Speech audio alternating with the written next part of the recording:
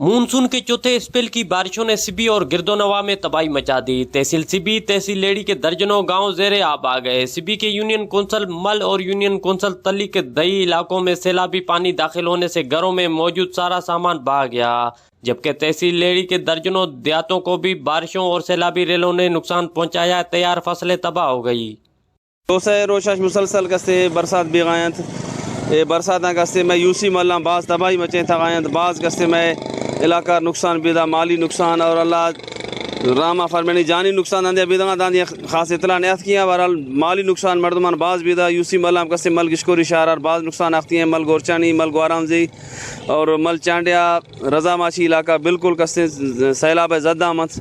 اور D C صاحب تو بعض کسے تعاونہ کھانا گئے، میں گزارش کروں ڈی سی صاحب کے کسے امدادی کارانی طرح کسے بعض تیزیہ بیارنت کارات کھانا گا، لیکن ہمارے صاحب ہم کار نہیں بھی گا مردم گل کسے ہمیں پریشانی حالت آمد، کسے مخلوطات ٹماشت ضرورت راشن آنی، خیمہ آنی، کسے خوراک ضرورت مخلوطات۔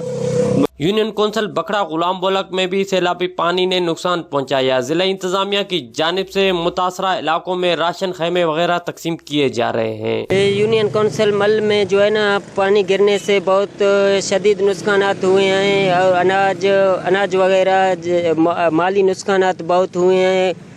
گورنمنٹ سے اپیل ہے کہ ہم لوگوں کی مدد کرے، اور یونین کونسل مل چانڈیا، مل سورانی، گورگیج، ہاڑا، گوارامزئی، مل گشکوری یہ شدید سیلاب کی لپیٹ میں ہے۔